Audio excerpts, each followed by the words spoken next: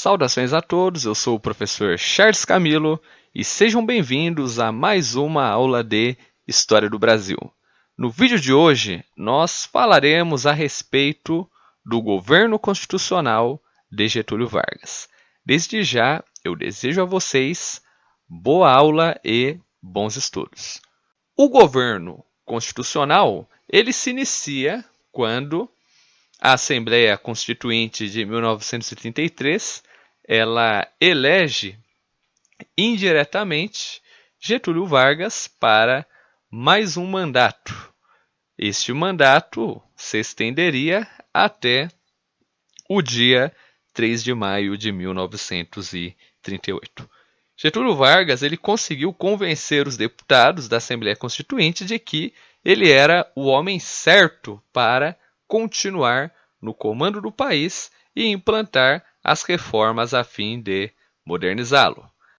Só que, porém, uma das principais características do governo constitucional de Vargas foi a chamada radicalização ideológica. O centralismo de Getúlio Vargas ele acabou provocando dentro da política brasileira uma crise de hegemonia política. Tanto que os tenentes que haviam apoiado Vargas lá no passado, eles sentiram-se injustiçados.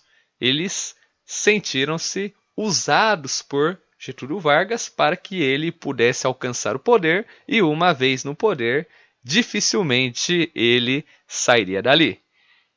Dentro desse processo, nós temos duas correntes políticas. A primeira corrente política, nós chamaremos ela de nacionalista. Essa corrente nacionalista, ela tinha como base principalmente as ideias do movimento nazifascista. Do outro lado, nós temos a corrente chamada de socialista, influenciada pelos ideais do socialismo, defendido principalmente dentro da questão da Revolução Russa e da implantação da União das Repúblicas Socialistas Soviéticas. O centralismo de Vargas ele gera uma série de descontentamentos. Então nós temos duas correntes políticas que estavam descontente com Vargas, a corrente nacionalista e a corrente socialista. Lembrando que aqui nós temos dois grupos antagônicos, porque no cenário político externo, os nacionalistas eles tinham como inimigos os socialistas. Os socialistas tinham como inimigos os nacionalistas. Dentro do cenário nacional, a corrente nacionalista ela estava centralizada em torno da Ação Integralista Brasileira, fundada pelo escritor Plínio Salgado.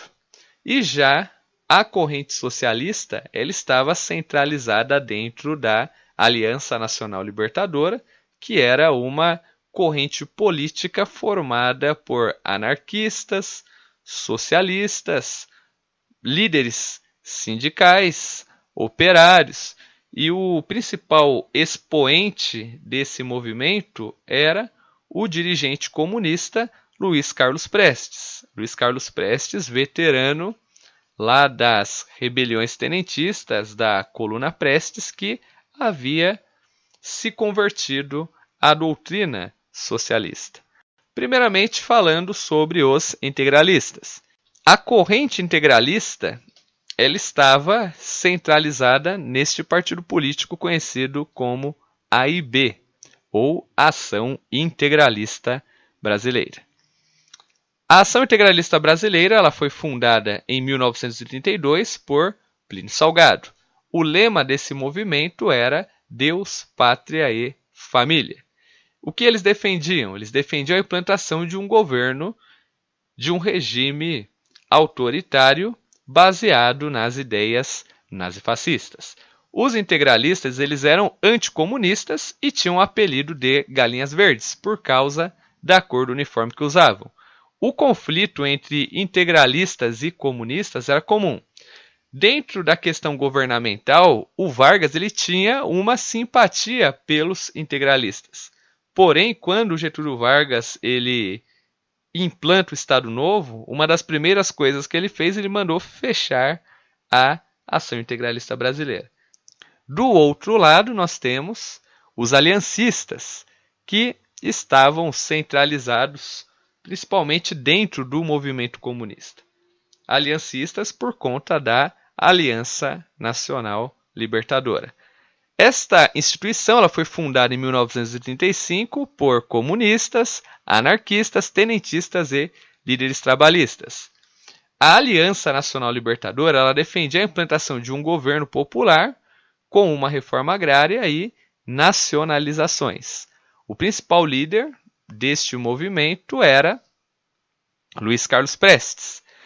É importante nós compreendermos que o Partido Comunista Brasileiro ele foi criado em 1922, só que ele era proibido de funcionar livremente. Então esse partido ele passou a agir na ilegalidade e dentro deste processo é importante nós compreendermos, né, que o governo ele não via com bons olhos a Aliança Nacional Libertadora, principalmente por conta das ideias progressistas. Tanto que em julho de 1935, o governo ele havia proibido as atividades da Aliança Nacional Libertadora. A ação integralista brasileira, ela como combatia o comunismo, ela era vista com bons olhos por Getúlio Vargas, tanto que dentro do movimento, né, no caso dos integralistas, tínhamos figuras influentes, inclusive membros do alto escalão do governo Vargas. Só que já em relação à Aliança Nacional Libertadora, ocorre que já essa instituição, como ela estava na ilegalidade, o que acontece dentro desse processo, senhores? Bem, em relação à Aliança Nacional Libertadora, é importante nós trabalharmos a seguinte questão. Era uma instituição caracterizada pela ilegalidade. Luiz Carlos Prestes ele lança um manifesto pedindo a derrubada de Vargas do poder. E ele convoca os militares comunistas ligados à ANL a organizarem revoltas. Nós temos o ataque ao quartel do Recife, lá em Pernambuco. Nós temos o ataque ao quartel do Rio de Janeiro e ao quartel de Natal, no Rio Grande do Norte. Porém, Getúlio Vargas ele já tinha conhecimento dos ataques. Ele deixou um ataque acontecer e os demais ele reprimiu com uma grande facilidade. Esse ataque que ele deixou acontecer lá no Rio Grande do Norte e Natal, ele utiliza de pretexto para decretar o estado de sítio e o estado de guerra até o ano de 1937. E além disso, ele deporta para a Alemanha nazista a esposa de Luiz Carlos Prestes, Olga Benário, que era uma agente da União Soviética, infiltrada dentro do Brasil para auxiliar Prestes nos planos para a implantação da Revolução. Só que, porém, como os planos eles não deram certo, Luiz Carlos Prestes ele teve a sua prisão decretada e a sua esposa foi enviada para a Alemanha nazista, onde ela ficou presa no campo de concentração até ser exterminada em uma câmara de gás.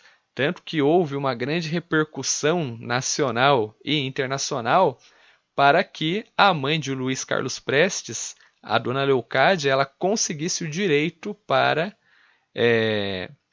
ter a guarda de sua neta, que por sinal recebeu o nome, né, de Anita Leocádia, para que, né, essa criança ela não viesse a se tornar uma das vítimas do regime nazista. Dentre as principais consequências, a intentona comunista serviu de pretexto para que Vargas decretasse o estado de sítio e o estado de guerra até 1937. Porém, em 1938, nós tínhamos ali já preparadas as eleições. Os principais candidatos eram José Américo de Almeida, Armando Salles de Oliveira e Plínio Salgado. Só que Getúlio Vargas ele ainda queria se manter no poder.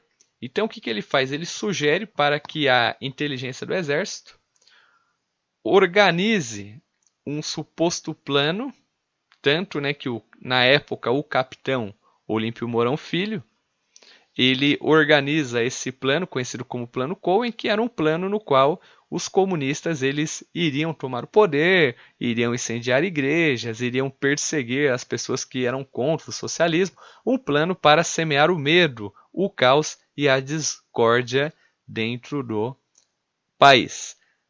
No dia 10 de março de 1937, Getúlio Vargas ele dá um golpe de Estado e implanta uma ditadura de inspiração nazifascista, conhecida como Estado Novo. Então Getúlio Vargas ele utiliza desse pretexto de que existia uma ameaça exterior, de que existia uma ameaça comunista, para se perpetuar no poder.